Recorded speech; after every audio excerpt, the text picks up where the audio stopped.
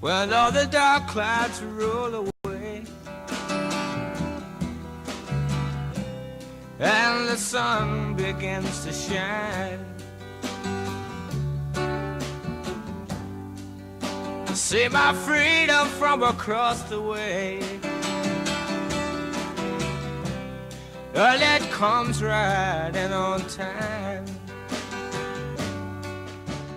Hi, everybody. This is Dr. Ed Park from Recharge Biomedical, and today we're doing a podcast on brain cancer. This is number 29. The first slide is simply entitled, How does it present? It can present in a variety of forms, but as the brain is a central master organ for our experience, it presents in a lot of different ways, most commonly headaches, blurred or double vision, vomiting. These are symptoms of sometimes intracranial pressure. So associated with vomiting would be other symptoms such as difficulty looking at lights, neck stiffness. There's also can be a loss of appetite, typical with all cancers, or what we call paraneoplastic syndrome, such as weight loss, loss of appetite, lethargia. There can be changes in mood and personality. People can become aggressive or depressed or anxious. Aggression is a common one, and part of that, as we saw with Jeff Welch, might be compensatory. People having a hard time functioning, so they become defensive. And Jeff, in the Lyme webinar, withdrew from college and felt good about that, withdrew from workplaces because just functioning was too difficult for him in terms of his pride and the way that people treated him. There's also change in the ability to think and learn.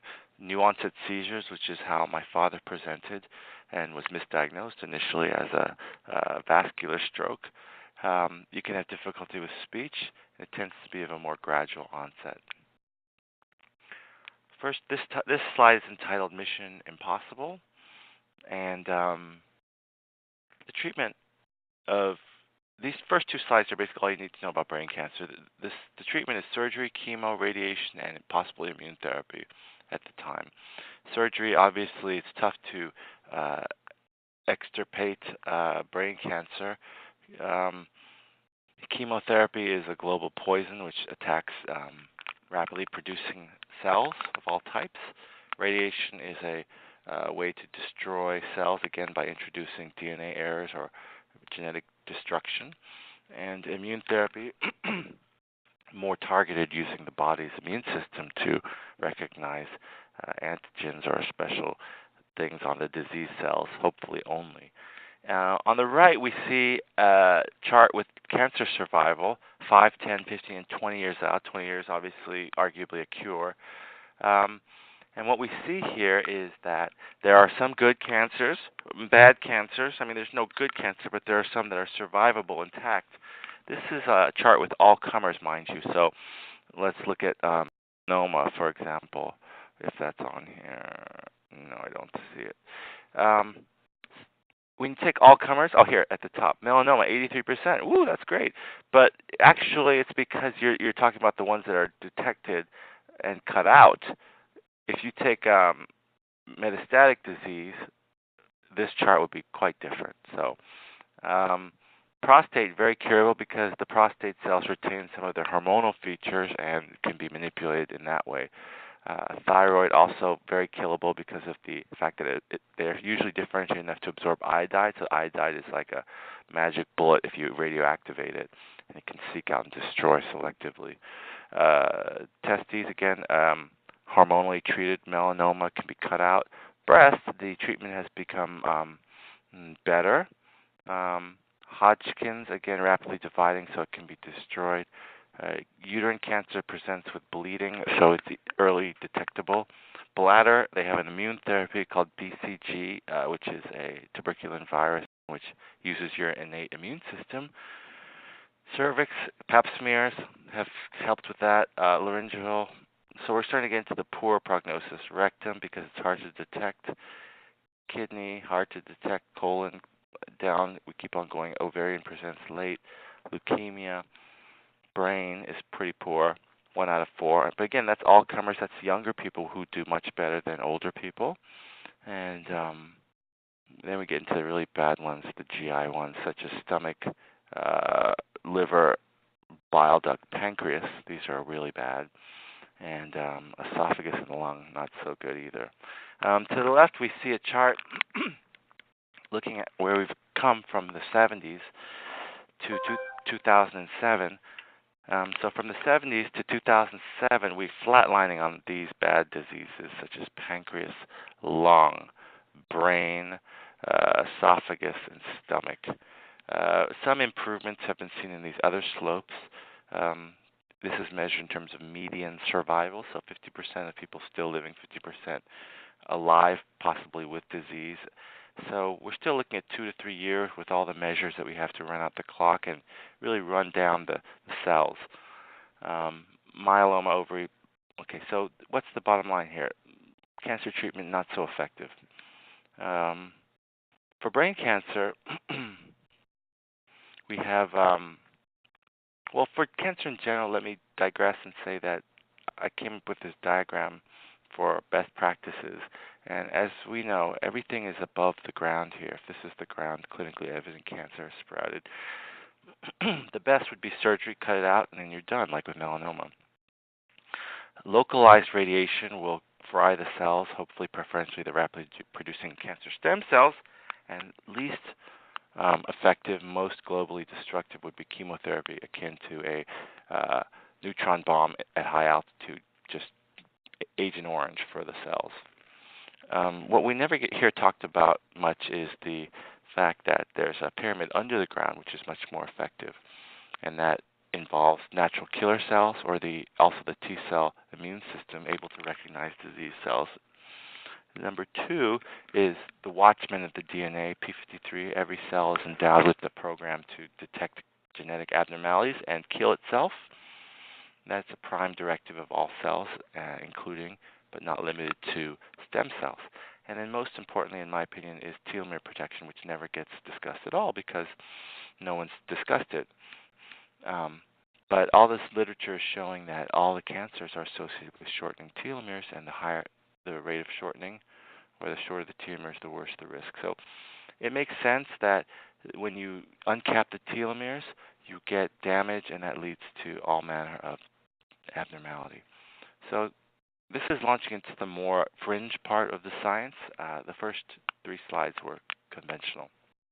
So again, the first basis point we have for the last 30, 40 years is that doctors have taken billions and billions of dollars to figure out that it might be caused by virus, maybe radiation, maybe something in the environment, maybe bad genes. Billions of dollars, countless lives, and a lot of time spent. My theory is more that you get this copying of the cells. Every time a cell copies, you have the opportunity for error.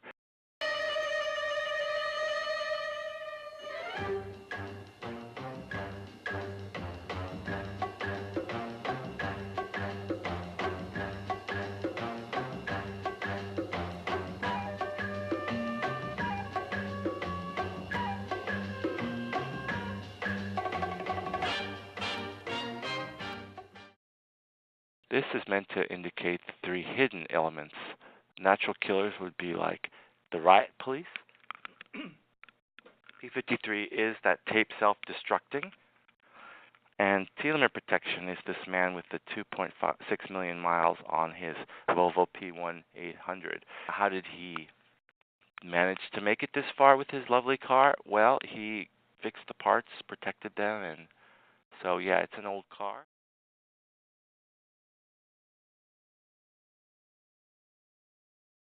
Aging and cancer, which I don't know if it's my theory. No one's out there saying it. It's pretty obvious. I wouldn't even call it a theory.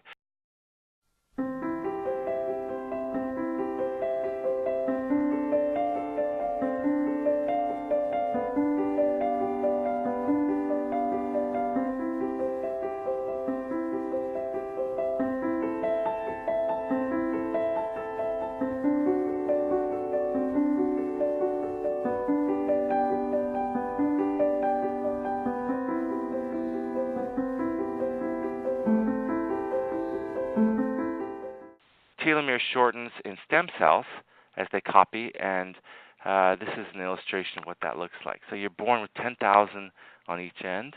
As the cell divides, 50 to 100 are lost, and then we end up with shortened aglets. When the aglets are uncapped or too short, the cell won't abide that, and it'll see it as a break when in fact it's not a break, and then it'll connect it to where it doesn't belong, and then you can't get normal separation of the cells, or the chromosomes, and then it's basically confetti time. Here's another illustration of what we're talking about. It's 6 base pairs, G, G, G, G, G, T, T. It's 6 here for humans, plants 7, for some fungi it's 20-something. The message is unimportant. This is like blank tape leader on one of those old cassette tapes, but it does shorten. And so for the regular cells, we don't care, but for the stem cells, they're endowed with this telomerase enzyme. Let's do some literature. Here's a study, 2011, of telomere length in human brain cancers. And they looked at 51 cancers, and they found that there was a big difference in the telomere lengths, and that shortening of the telomeres was an early event of the brain tumors, but that there was a tremendous amount of variation in the ends of the chromosomes in the more advanced. And that tends to reason because it prints out more of that 6 base pair message, preferentially for cells that need to copy a lot, such as stem cells globally, but specifically some cells are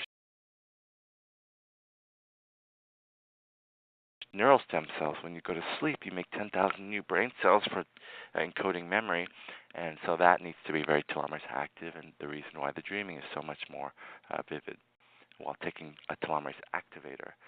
These shot glasses are meant to indicate the function of telomerase. The telomerase doesn't fill the full shot glass. It fills the unfilled ones to a more or less level amount, and not beyond the number 10,000.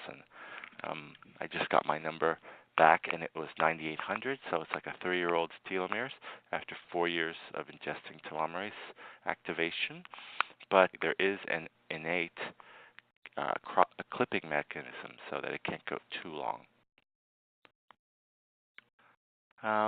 There was a man of faith, a philosopher, natural scientist, and his name was William of Ockham, and he thought that, in a nutshell, if there's one theory that can explain things, it's better to go with that one than to go with many theories that may, for some reason, intuitively appeal to you.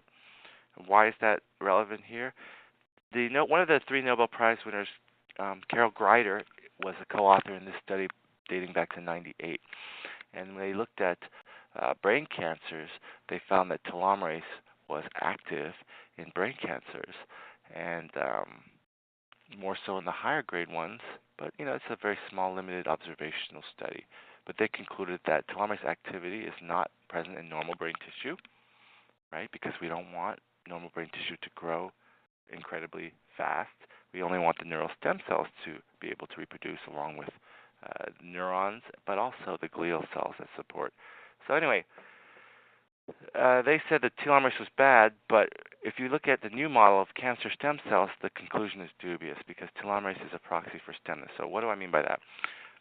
Basically, telomerase is something that all stem cells, which are master highly reproductive cells, need. So the fact that the cancers had telomerase activity wasn't because telomerase activity caused that, it's because they were stem cells.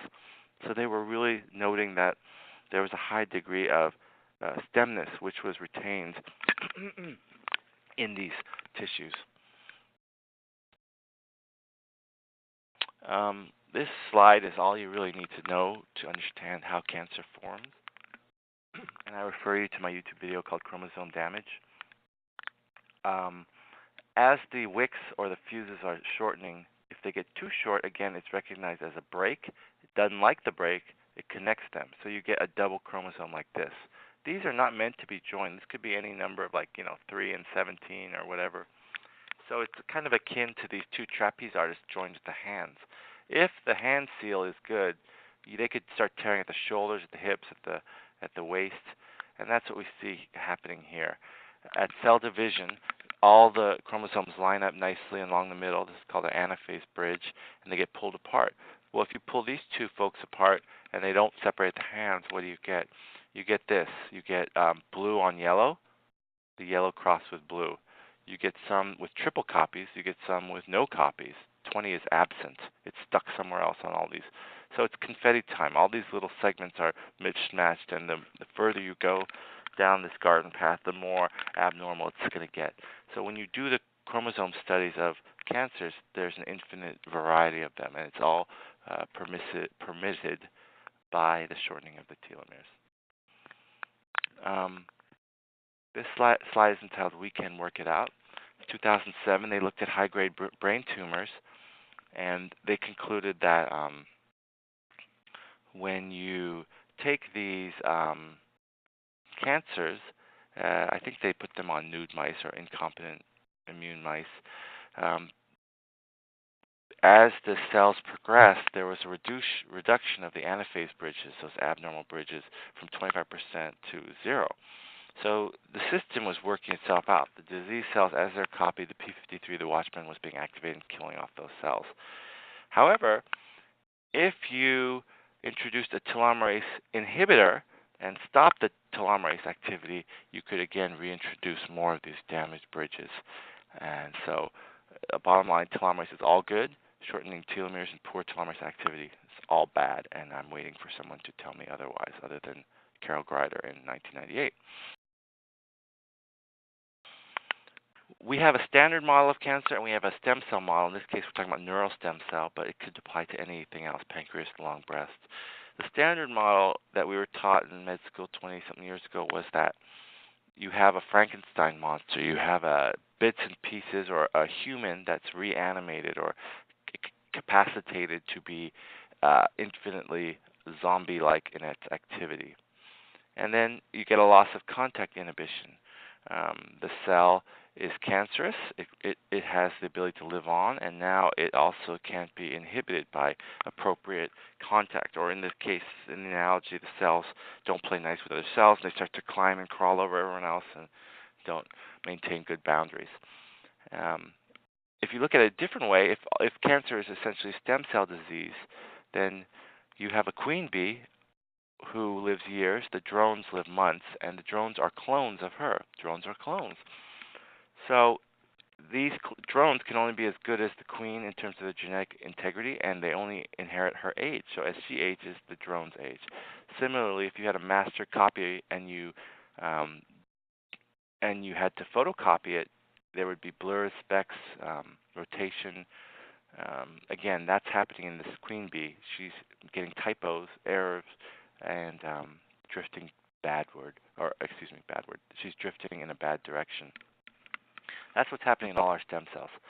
So what we really have is not regular cells becoming reanimated to Frankenstein. We have super-duper stem cells, supervillains, and they're turning bad. But even they know they should die, so they're trying to kill themselves, but they can't.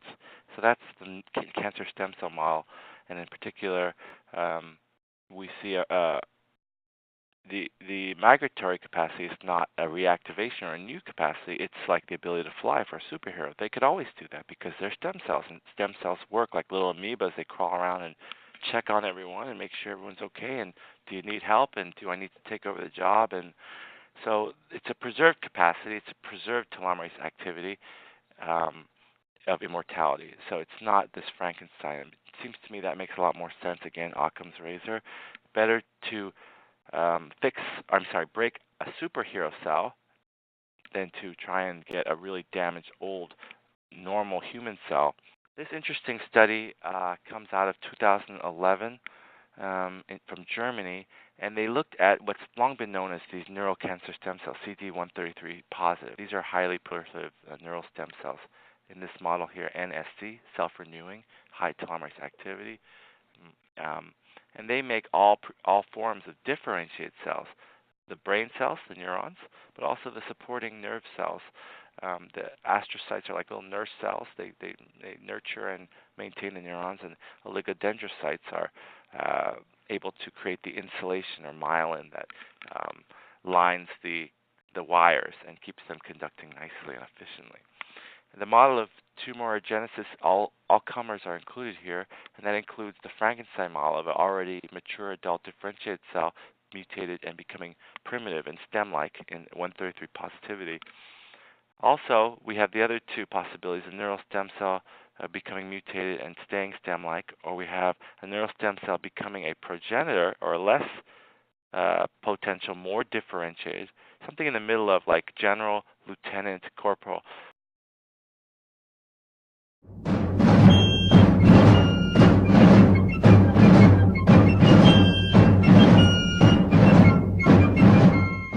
This one is kind of stem-like, but kind of differentiated. So this picture allows for all types of conceptualization. But when you look at these Germans looked at the 133 cells, they saw that they also could give rise to 133 negative or less stem-like, or maybe a lieutenant or a sergeant cell. So it wasn't fully stem-like and had consequently a lower telomerase activity, because the degree of telomerase activity is commensurate with how undifferentiated it is. So, the master single copy that you came from, the fertilized egg, very telomerase active. As you go through in differentiation, it loses both the potentiality to become all cells, to all people, so to speak, and also the telomerase activity goes down. And what they found was that these more differentiated CD133 negative cells were also having significant telomere shortening. So it's not an either-or phenomenon. You can get telomere shortening, low telomerase activity contributing to malignancy in more differentiated cells too. So it's not good to be too dogmatic with it. It's either all Frankenstein or all Queen Bee. It could be something in the middle. Okay, finally, this is the last bit of science. Apoptosis is good. As you've known if you've listened to my webinars, that when the telomeres become uncapped, the DNA damage response is oxidative stress, when in fact that might be the fulfillment of the death mission, suicide mission. Here's an interesting study, 1995, out of Japan, where they tried to look at the ends of chromosome 17 in brain cancers. And what they found was 17p, which is a short arm of 17, and not coincidentally, where p53 lives, was significantly more damaged. So that makes sense. The loss of one of your watchmen, or both, is an early event, and that's what they concluded.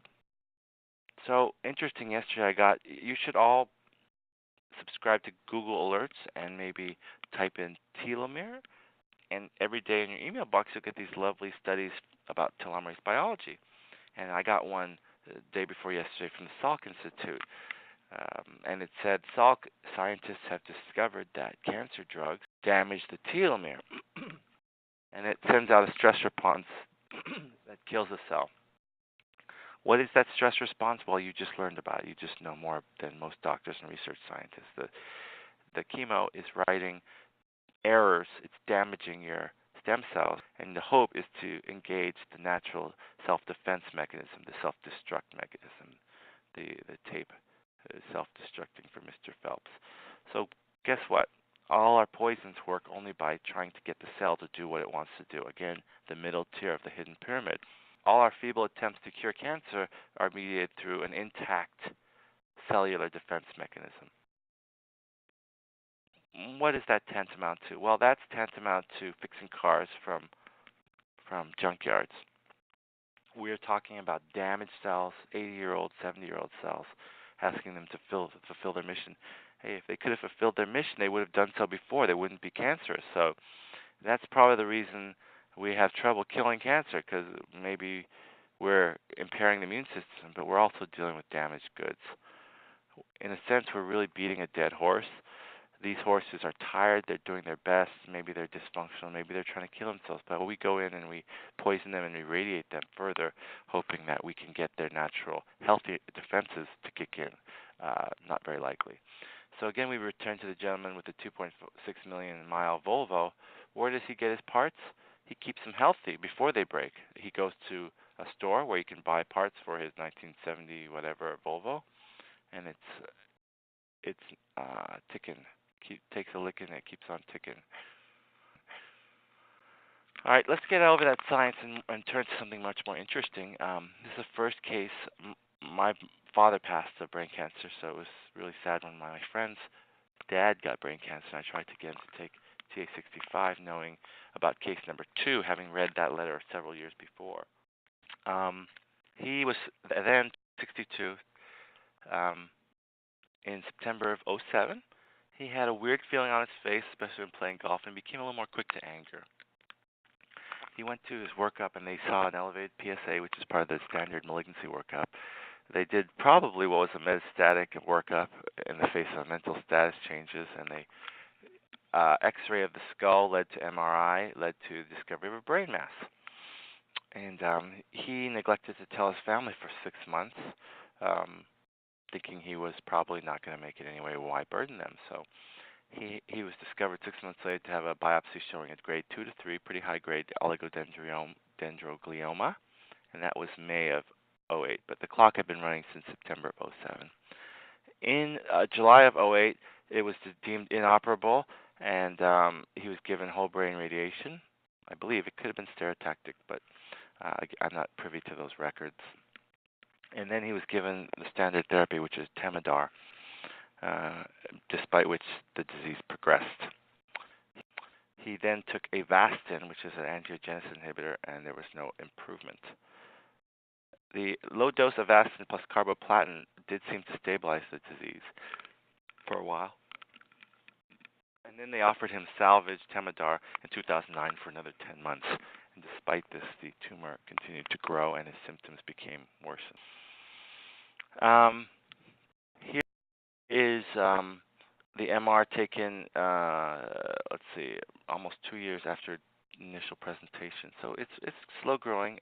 We've got the variables of Temodar, Avastin, and carboplatin in there. But in April of '09, we do see, I think, a pretty large area of involvement here with the cancer. And so at that point, the salvage was in 10/10, October of 10 was 18 months of Avastin and carbo, despite the fact that it continued to grow on Avastin and carbo. And that ends next month.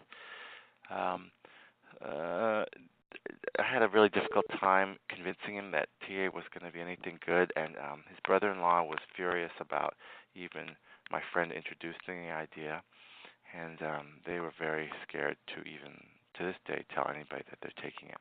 But in February of '11, he took it, and throughout the last year, it's been stable disease to decreased. He started feeling much better right away, and joined a golf club, and is playing a lot of golf and enjoying life in general. As of this month, he is stable to reduced disease, and their plan is to discontinue the TA65. So why don't we go ahead and listen. This is 4 months after starting TA65, and he had complained about 2-3 weeks into it, really angry about the fact that it had caused his allergies to return. Of course, he had forgotten that he had allergies because the immune system was so dysfunctional for the 2 years of Temodar and Avastin and carbo. But I talked to him 4 months later, and he seems to be doing let's feeling good about it. Let's listen. I increased to 3 a day. Now I'm taking 4. So, I'm sorry, you said that the MRI they did, the last 2 were the same, or was it even smaller, or what happened? According to MRI taken end of May, it was the tumor was smaller than the picture, just a touch bit. Okay, good. Picture taken in March. Nice. How nice. And there wasn't any spread, obviously. No. Good. So you feel like initially it was hard to believe, but now you're starting to believe a little more? Yeah, see, I'm doing a lot of other things, like going to church and praying a lot, taking the right food, and doing some exercise, taking various different food. They say it's good for tumor. Good. And on top of that, TA65. Yeah, so you... I don't know which one really. Yeah, nobody knows, but who cares? As long as you're getting better, who cares, right? So the allergies, are they still bad? No, actually allergy, yeah, it's doing okay actually. Yeah, the toughest thing that happened in the beginning was allergy. In the spring, yeah. Well, because your immune system was asleep for 2 years. That's right. Yeah. Yeah. So, yeah, immune system is actually doing a lot. Hopefully your immune system will control the brain tumor also. But that's good. So you're able to play golf, and that's the first time in 2 years, and your memory's good, so that's good. Yeah. You sound good. The 목소리 좀 괜찮으신데요? Oh, okay. Does that sound better? Yeah. Did your brother-in-law, the doctor from Texas, did he know that you're taking TA65? No, I didn't. Because he was so I know. strongly against it. I know. He got so mad at me. So we are keeping secret from him. 그렇죠. 예, 그렇게 I 해야죠. didn't tell my doctors either. 예, 그렇게 해야죠. 아무리 그런 사람들 뭐 they don't have any face or anything, but the face comes from the results, the good results. So, Right. but even if you don't have any cancer at all, they wouldn't really believe it. So, Yeah.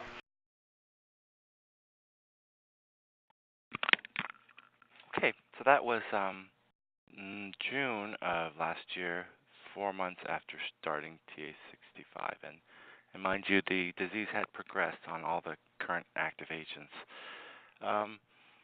Okay, so let's hear from his wife yesterday.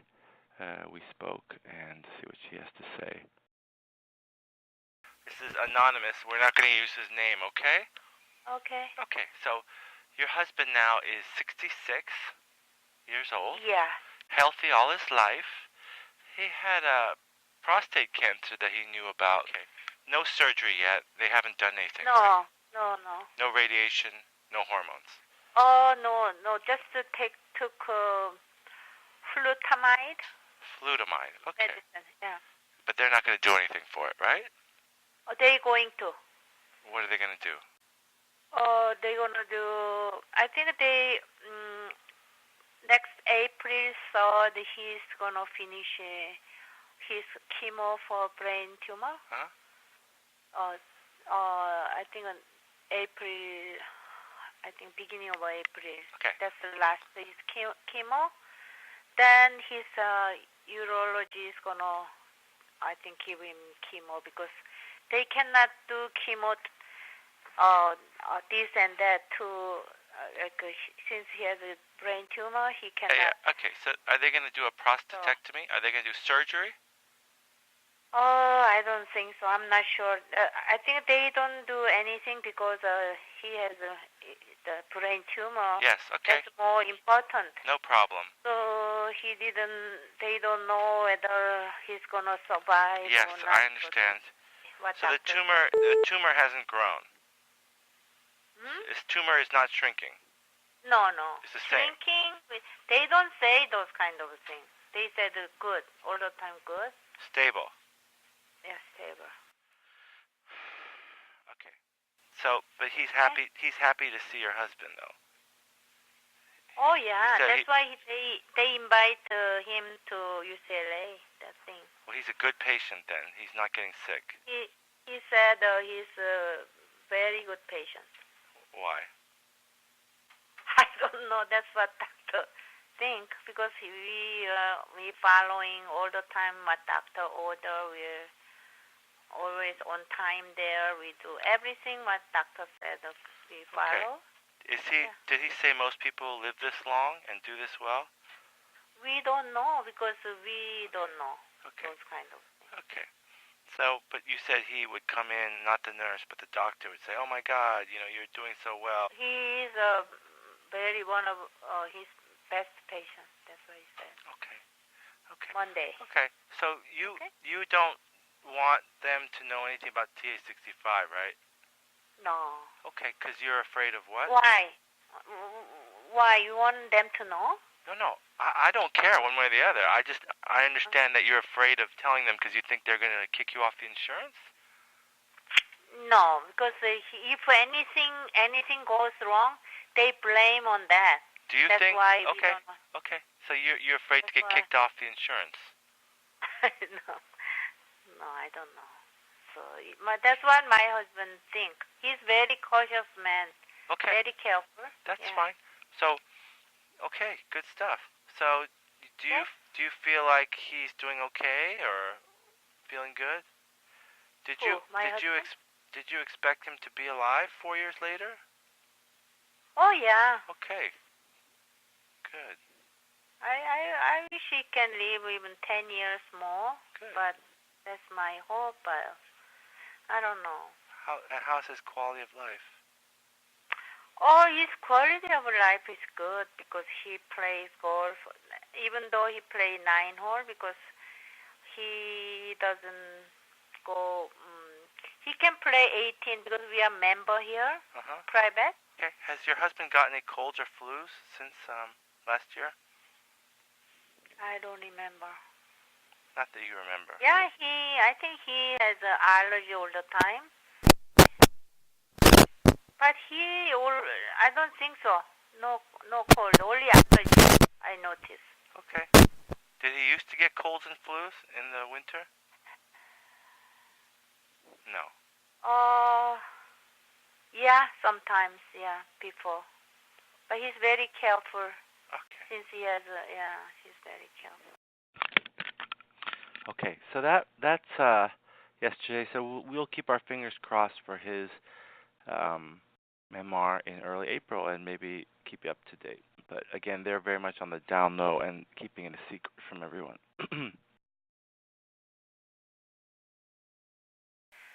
Yeah, we Tuesday doctor see the MRI, and there are one very like a pinpoint spot there, which is new. So on Thursday, Tuesday, so he told us not to have any chemo, anything, just watch 1 month. Sometimes that could happen because when they take radiation. Yeah, scar tissue, right? Yeah, scar tissue. So, or are you saying there's no evidence of brain cancer now? Oh no, right now no. But their doctors. Yesterday was last chemo, but he told us not to have anything, not Avastin, not carboplatin. Great. So that's so great. we have to see it. So they said no evidence but a tiny little pinpoint, right? Yeah. Oh, that's great. Aren't you happy? You're not happy? You sound unhappy. But I wish nothing shows that happy, but that's a new one. How is he feeling? Oh, healing is good. Good. Same. Yeah, Fabulous. same. But we have to see whether he said that if that pinpoint thing is grow up, then my tumor. But if it's not same, then maybe the scar tissue like from radiation. Well, that's great. So they yeah. must have been happy to share that news with you. Okay. It's amazing. But you think that's gonna be okay because of the pinpoint thing? I don't know. Yeah, absolutely. I mean, you never know. I mean, brain cancer, usually people don't live past 8 or 9 months. I think it's been 4.5 years, hasn't it? Yeah, he's almost 4 So when years. and he did radiation to the brain, right? The whole brain? Yeah, like a beginning. Beginning? Now, but that didn't you come notice, out, that comes sometimes scar tissue, later. right. Yeah, you get a little white spot from the scar tissue. That's normal. Oh, is it? Okay, hopefully. Good for you. Good. So, when he had the radiation, wasn't he more tired and confused? Bad memory? Did it affect At the time? Yeah. No, I don't think so. That was the beginning. It didn't affect his brain? No, So I'm not sure. What about his memory now? Is it pretty good? Oh, his memory is better than me. I know, so that's good. I'm happy. Usually radiation can do a lot to destroy, but that's good. I'm happy. So good. I didn't want to bother you. I just wanted to make sure I knew you were having your MRI, so I'm very happy. Oh, thank you, Dr. Bob. Oh, my pleasure. The next patient is Donna Modine. Donna Modine is the wife of Walt Modine, and this is her story. At diagnosis, she was 75. Walt and Donna had known about TA65, and they were very eager to start on it. 7/7 of 7, July 7th is when it came to market, but a lot of people in this area have known about telomerase, as have I, before the advent of the product. And Greta, who was the customer relations VP and at TA Sciences, called them up sometime later and said, "What happened?" And she said, "Well, brain cancer happened." And then through her efforts, they were able to talk to Noel Patton, the owner of the company, and just to try a salvage type of TA65, given that the doctors had kind of given up and written her off. But this story is very much of a rocky story. Reading the letter is just very moving. It's like a four-page letter. But what struck me was that her contact with maybe 7 or 8 medical professionals were all exactly the same. It was kind of like Alice in Wonderland time in their hopelessness and their glibness. So that was disturbing. But she was diagnosed in September of 2007. I guess just similar to my other friend, case 1. 75 at that time with a high-grade glio. After she had surgery, they were turned down by, I don't know, dozens of doctors because it seemed inoperable. And then after 2 months post-surgery, she tried all the alternative therapies, herbs, everything imaginable, but it progressed. So they acquiesced to the Temodar and XRT or radiation for 3 months. Despite that, it continued to grow, and in April of 2008, the doctor performed a repeat craniotomy and resection. But again, she was given maybe 2 months to live. In May of 2008, this MRI was taken, and we see a large area of tumor involvement and recurrence, both with spectroscopic, I think also with metabolic. Basically, there's tumor growing there, and that's not good. So as a last ditch, again, similar to our TA and cancer patients webinar, we talked about Lila going to UCSF or one of the Bay Area prominent schools. She was offered immunotherapy, as my father was at Cedars-Sinai, which they harvest actual tumor cells and then create your own immune system to recognize it like a key and lock, and then clonally proliferate it. They expand those cells and reintroduce them with the hopes that they will get to where they need to go and kill what they need to kill. Intuitively, a very good idea, showing promise for the future, I think. Despite over 6 hours of craniotomy, the doctor couldn't find any viable tumor cells from which to base a so-called vaccine for the dendritic cells. And so they closed up and said, "We're so sorry, but you don't qualify for our immune therapy trial." And I guess Walt was confused because what was a disappointment for them was essentially them saying, "You have no cancer that we can find." So she had started TA, and again, we don't know if this had any relationship, but that was, I'm going to say, between April and May of 2008. So by June, the doc couldn't find any. They were all just dead cells in there. October, they had given her 2 months to live. This was like the third time they'd given her 2 months to live. And by October, she had a completely clear MRI, oddly. And then November, they said, well, let's do more Temodar, and this time let's add Avastin, even though it's not FDA approved for treatment in glioblastoma. That's what we typically call off-label, which we do a lot, but we like to have some kind of anecdotal or experimental evidence that it's helpful. I did play golf with a gentleman the other day, a neuroradiologist from Arizona, and he said that he has seen remarkable improvement with Avastin. So I'm sure in a subset of people it does help. But by and large, we're talking about incurable disease. He wrote a letter to TA Sciences, which we may reproduce in the final version of this video, which is very moving, and it was somewhere around Christmas of '08. They decided to accept the doctor's recommendation of Temodar and Avastin, and unfortunately the Avastin for her carried some complications which led to deterioration in her circulatory system and then hypercoagulability, which required blood thinning, and the blood thinning got excessive and caused a complication which resulted in her death. So let's listen to the conversation I had with Walt a couple of weeks ago, and then it runs about 9 minutes, and then we'll get Walt on live. Okay, here we go.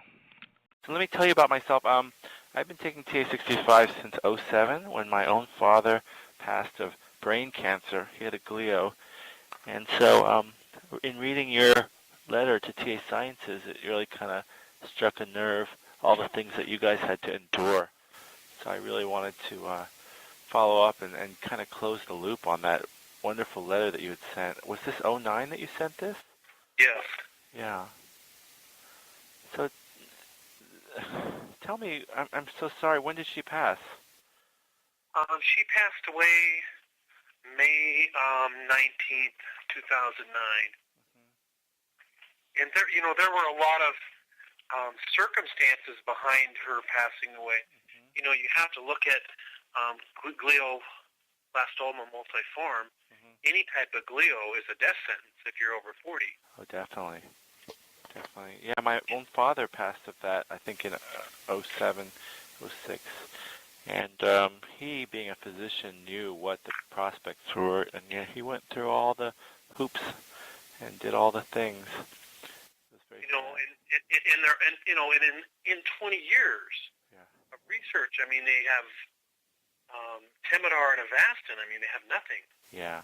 Well, you know, that's a whole other topic, isn't it? You know, one thing that came across in your wonderful letter was the fact that the doctors kept on being flabbergasted by, one, the fact that you're willing to take these chances, and by two, that anything that the other doctors are doing is actually working.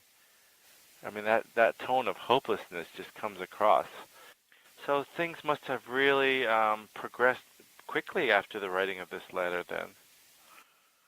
Well, you know, when we tried a new drug called Avastin, Yes, and Avastin, you know, in the clinical trials since then, you know, it works. It's a little more effective than Temodar. Yeah. Temodar, you know, works on 40% of the people, works 2 months and quits. Yeah. You keep taking it, hoping that it's doing something, and what it's doing is destroying. You know, Temodar is the same thing. Avastin is the same thing. Avastin, of course, you know, my wife was taking Avastin under the doctor here, and it was really not FDA approved for glios. No. But what Avastin did was, you know, destroy her vascular system and caused her, you know, to hemorrhage. You said the Avastin was off-label. I know Dr. Chang was remarking that she didn't think that was a common treatment in your relating, and then you felt like it caused her to bleed and it ruined her vessels. Why do you say that? Yeah, well, that's just one of the side effects of Avastin is that it, you know, it destroys your vascular system and makes it very, very fragile, as well as making your skin. It does the same thing to your skin. You know, your skin will split and slough off. But the Avastin, another side effect of glios or brain tumors themselves, you know, it's kind of increased by, you know, using Avastin, and that's blood clots. And my wife was riddled with blood clots. Her legs, her veins, her arteries, her kidneys, all of her organs were packed full. They were surprised that she hadn't thrown a clot and died already. And so we had a challenge of trying to have the body reduce those clots by using heparin, and eventually get moving into taking blood thinners, over to that to reduce those clots. And the problem that we had was that every time you would to get the Coumadin high enough, Yeah. you would hemorrhage again. And Wow. they were telling me it's over, and I took her home. And Well, the doctor, we went to hospice, and the doctor was supposed to be working with hospice because hospice had a monitor to check her Coumadin levels. That was not being done. And I insisted. I called the doctor, and he said he would do that. And of course, the people taking care of her through hospice the nurses were furious that I went around them. Huh. And I told them I didn't care. I said, you got to be your own advocate. I learned this a long time ago. yeah, no, definitely. I guess And I'm kind of. and when it gets above 3 point, it's. Oh yeah, you got to manage your INR. Sure, they're not. Yeah. And her INR was 7.1. Wow. The doctor called back like 5 times in 20 minutes, just in a panic. So how did she end up passing? She hemorrhaged. She bled to death at home. Oh my God, into the brain? Everywhere. Oh my God. Everywhere. And I had been talking to hospice for a month that her urine's coming out. You can see that. Oh my God. Through. Yeah. But you are, and I understand when they tell you in the beginning you have something that is terminal. Of course, you're going to try everything possibly that you ever can. The only thing that I can say of all the conventional treatments, they stink. They really stink. Oh my God. Yeah, it's terrible. Yeah. The ice cream scoop your brain out. They hit you with radiation. The intelligence that you have in those areas is gone. The drugs are terrible.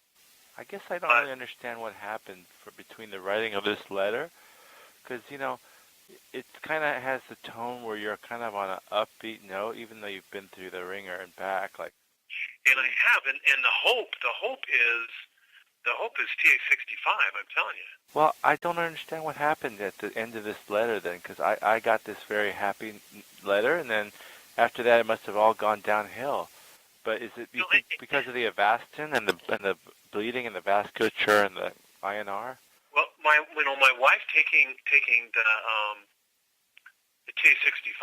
Yeah. When we went down to where they were going to try and get her into a clinical trial where they take out cells from the brain that are live cells and make a vaccine. All right. Get the vaccine. They did that for my dad, yeah. But there weren't any live cells when they went in. I got that from your letter. Right.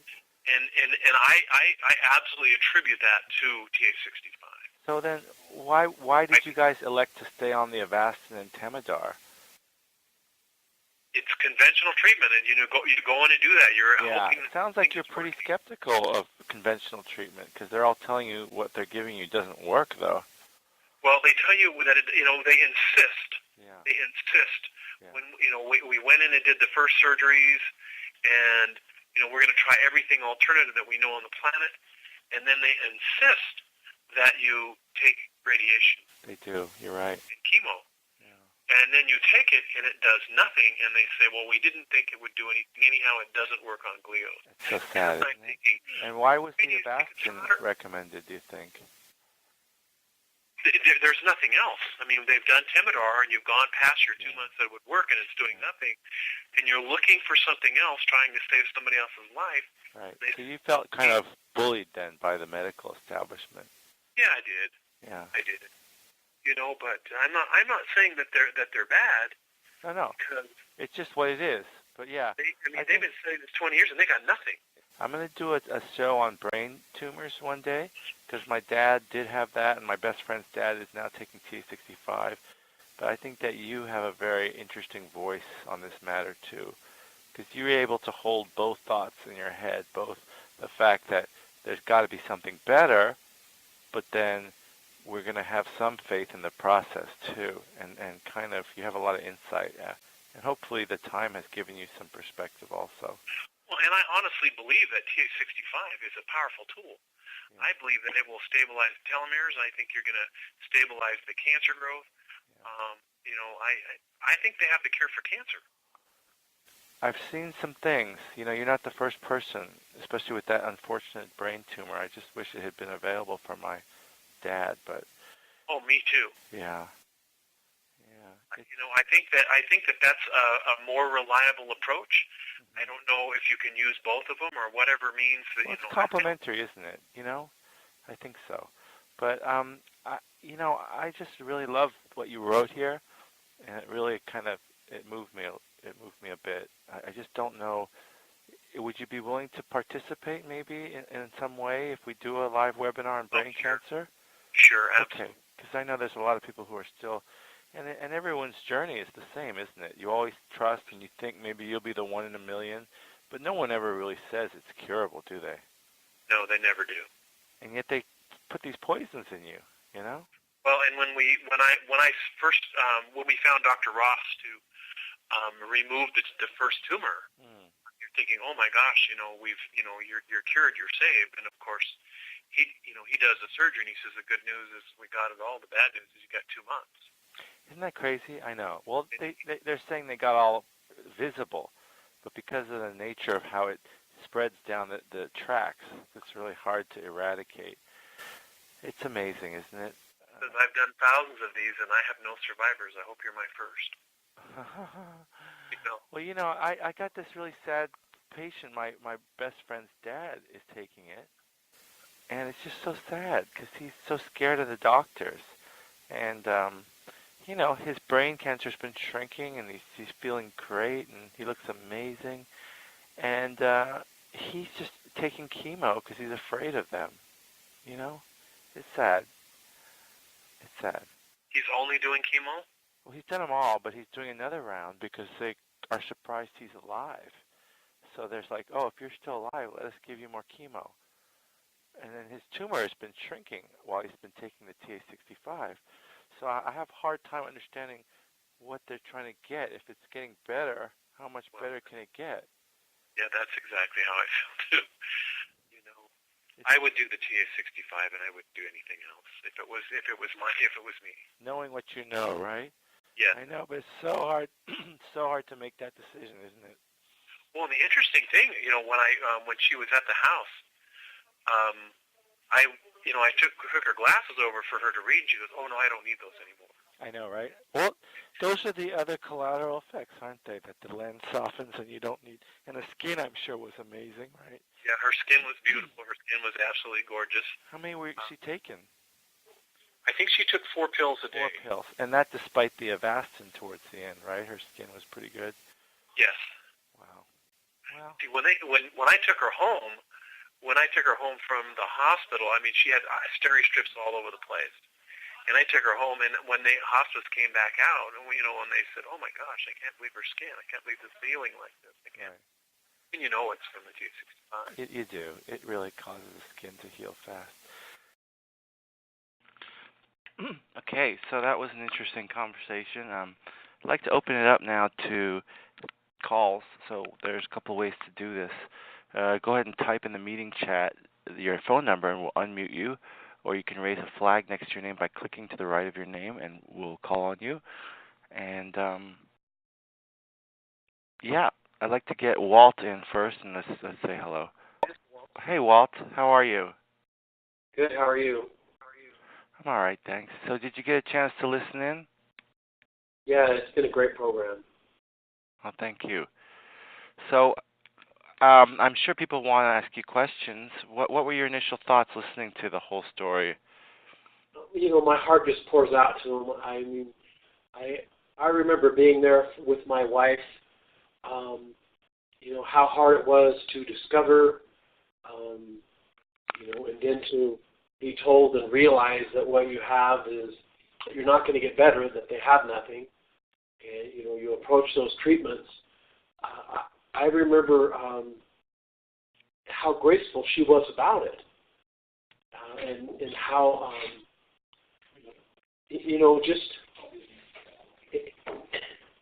and for me, I guess when you love someone, that's when you really get the chance to express, by helping someone and standing at their side and assisting them.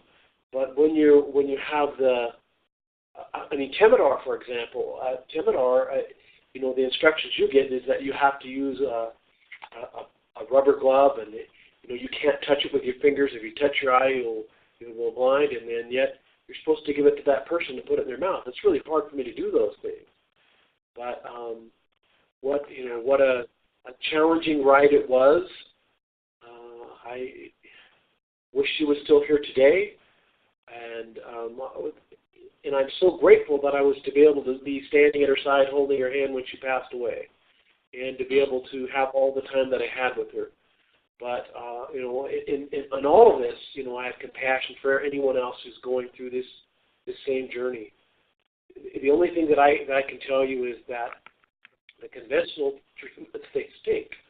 There's nothing out there, and you hear from you have your friends and people who are also who discover or hear something. Try this. I think this is going to work, or I've heard something about this, and you hear this daily. And I have to tell you that we tried them all, and those treatments, some of them may help. They didn't help us. Telomerase, TA65, it absolutely does. I believe they have the cure to cancer. I believe they have, not only that, but to many other diseases, in helping people. I don't know how you get it out and let people know that there's something out there that can help.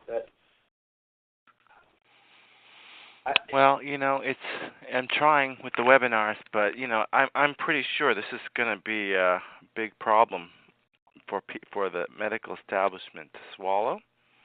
And so our goal is just to get it to a critical mass where they can't just run over it with a steamroller.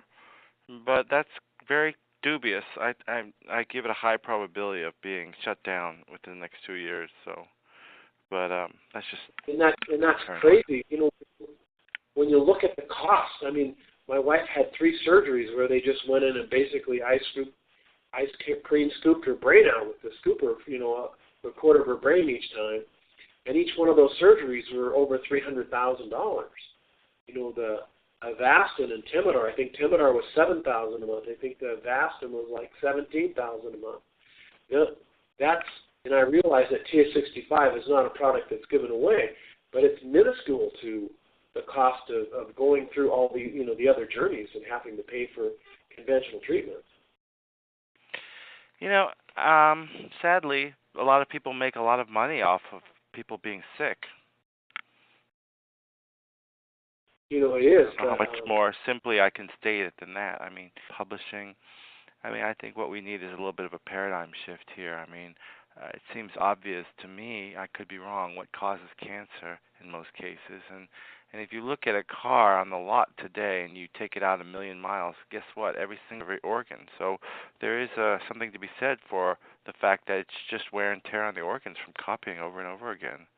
But again, that's totally unorthodox, crazy thinking. I think someday it'll become self-evident, but we'll have to wait for that day. Well, anyway, my experience with TA65 is that it was very helpful. I believe that it would have. I believe she'd still be here today if we hadn't done the conventional treatments. I don't know. It's a tough choice for everyone to make. If it's your loved one, if it's you. But my goodness, how wonderful it is to have some type of a tool like that today that can give you hope. Yeah. Well, it's funny. A little frustration in my voice, trying to disguise it. Having gone through cancer myself with my dad, that my friends' parents, they're very miffed at me for wanting to, know about their medical history, and they're just very afraid of the doctors. You heard her talking like a child, saying, "Oh, we're very good. We do everything we say we do." It's like at some point you have to pull your pants up and say, "Look, I got to be responsible for what's going on here." And you did that with Donna's INR and with other therapies and calling 50 doctors. You got to realize you're just one appointment on their schedule. I only say tongue-in-cheek that you're a good patient if you don't get sick, because it's true. Doctors don't like sick people, and especially treating cancer of this kind, it's a very depressing journey for us, too. But what would you say to my friends' parents if you could talk to them, because they're going to stop the TA65. They feel it's not worth the money and it's not doing anything. It's the only hope. I mean, I was there when the doctors insisted that my wife start chemo, Temodar, and radiation. And, you know, I also saw the effects it had on her, and they were not positive. And, you know, the minute they hit my wife, when they hit her brain with radiation, I had an 8-year-old. It's really? devastating. You know, it's devastating. So her personality and her mental capacity suffered then, you're saying? Absolutely, and it was from conventional treatments. And then when you're done, and you know you go back in for the results, and they tell you, well, the tumor's bigger than it was before. It didn't work. We didn't think it would do anything anyhow. And I said, why did we do this? And I said, why did we stick a soldering iron in my wife's head if you didn't think it was going to do anything in the beginning? And they tell me, well, we knew it wouldn't do anything. We didn't think it would, but it's a conventional treatment for cancer, and that's why we encourage people to do that. And that idea is insane, you know, especially if there's something else out there. And I believe TA65 is it, and we have to let people know that. Well, we got to be very careful because it's not FDA approved, and that's the quickest way to get TA65 outlawed is to claim it cures cancer. Yeah. So I understand that, it is kind of like being through the it's kind of through the looking glass, isn't it? I mean, you go see these doctors and they tell you, I can't believe you let that person touch you, you know. That doesn't work. And then they say, here, do this. Oh, my thing doesn't work either. Oh, and by the way, we're not going to let you not do it. It's like kind of being in Wonderland, isn't it? It is. Well, we need to be getting it FDA approved. I'm convinced it works. Yeah. Well, thank you for your insight. And it gave me a lot.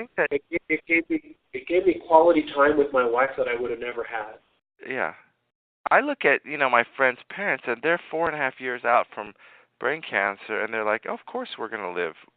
We are endowed with this special ability we're the ones, And I'm not saying it's a TA65, but, there are a bunch of these stories for people's skin. They don't get sick. They don't get the flus. I mean, his allergies came back. I mean, he was livid with me, and part of that could be the personality changes, but he said, this thing is giving me allergies, and he forgot that he had allergies his whole life.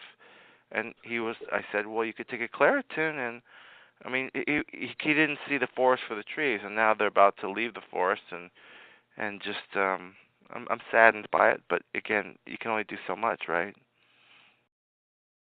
Well, all I can say is how express my gratitude for TA Sciences and for Greta and Noel Patton for how they helped me and help my wife, because we did have a greater quality of life. She did not have seizures. She didn't have all those things that others had. And she lived 20 months. Nobody lives 20 months. Nobody lives over 14 months. It was a wonderful ride. I wish it was only TA65 and not conventional treatment. Yeah. Thank you so much. Okay, thank you, Walt. Can you hang on just 1 second in case somebody wants to ask a question? Okay. Okay, thank you, sir. Is there any questions? All right, if anybody's out there and wants to ask a question, go ahead and type it in or lift a flag next to your name, and we'll click you out in.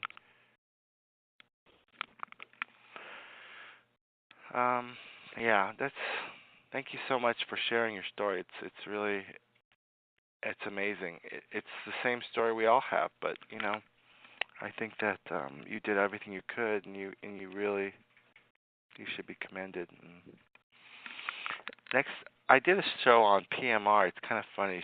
She had this terrible disease where she was in pain and her body ached, and the fact that she had gone through it with her mother 20 years before and heard the same speech about prednisone and it doesn't work, and she basically, a light switch went on for her. She's like, okay, I'm not going to do it if you're saying it doesn't work. It hasn't changed in 20 years. So she's a hoot, and hopefully you can check out that archive video. It's pretty funny. But, some of the treatments that we give bring with them some pretty bad complications. Dwayne asks, your talk indicated that all cancers do not have telomerase activation. In this case, wouldn't such cells die quickly because of a high rate of cancer cell division? Yes. That's why there is what's called ALT, or alternative lengthening of telomeres. There's a telomerase independent method where they kind of splice over and they keep alive that way. So it's not always telomerase activation, but indeed that's why cancer is so easy to cure, because rapidly producing cells copy a lot, they get errors, and they kill themselves. I mean, in fact, young people may have had cancer many, many millions of times, if not more, and the immune system, the self-destruct mechanism, takes care of it. So we're really not talking about a very bad disease. We're talking about something that is a normal product of cell replication that can be policed and destroyed, and that's just not the paradigm most people have. Yeah, cells copy fast, they do die. And that's kind of what was interesting. As we lose differentiation, as we lose a potentiality, we gain differentiation and we lose telomerase activity. So it's always a fine line. That's why the low-grade tumors with the low telomerase activity, may be a little easier to kill. Basically, cancer doesn't exist any more than aging exists. There's just no such thing. What I mean by that rather silly and bombastic statement is that all cells are on a continuum of growth and regulation, either by contact inhibition or by self-destruction because of damage. And so what manifests to us as people as cancer may have been, just the tip of some other iceberg, maybe the 100th puck that got past the goalie. We just don't know. And it's really not impossible to cure. But sometimes I believe that the treatments that we give because of the collateral damage, and for more of this, I'd refer you to TA and Cancer Patients webinar, sometimes we're not helping ourselves despite the fact that it is standard therapy. So maybe we're surviving despite the chemo in some cases. But we should really look into what causes remission from chemo. We're really poisoning everything and hoping for the best. Someday we may look back on this period in medicine and see it as sort of more of a dark ages. But again, I think the best way to look at it is car parts. You got to keep the car parts healthy or replace them, which is, I think, one of the theoretical and empirical mechanisms. If TA does work, it helps to cause the final steps of apoptosis to take place in those stem cell precursors. Any other questions? Someone asks, are there any negative side effects of taking TA65? Yes, I suppose there are. That's why I encourage people to use it with the help of a doctor, not just over the internet. We are always open for discussion, management, dose adjustment, and I think the most common untoward effects you might have would be fainting from low blood pressure. People on blood pressure medications most often start to have too much blood pressure medication on board for their better arteries. So they get dizzy standing up, which I guess is a complication. Arguably, it's a good thing to take less blood pressure medication. The sleeping is compressed, so if people are not aware, again, I do it totally different from every other doctor prescribing this, if you will. I recommend it to take it before sleep, and there are some attendant issues which come up with the nature of the sleep, so people have to be prepared for these brief awakenings, which are very manageable. So I hope that the people who watch these webinars really notice a trend here in these folks going through the medical industrial complex and kind of being bullied, and it's pretty sad, really, to be honest. And I tell you, most of these docs wouldn't take it for themselves, but they'd give it to their loved ones. And so there's got to be something a little better out there. We're not proposing that T65 is a cure for cancer, as Walt so emphatically does, but I think we need a new paradigm of what causes cancer, and we got to stop using broken, junky cells to fix themselves. We need to prevent, and I think people should start taking telomerase activators in their 20s, if not earlier. Studies from Romanian orphanages show that even children have shortening of telomeres from stress. So stress is something that walks hand in hand with us throughout our lives, and it's not good. Thanks, everybody. This is Dr. Ed Park signing off the webinar on brain cancer. Okay, everybody. Have a great day. Thank you. I was used, abused, and so confused, and I had no place to run. But I stood and looked, and my eyes got hooked on that beautiful morning sun. And it seems like, and it feels like, and it seems like, yes, it feels like a brand new day. Yeah. Seems like a brand new day. Oh.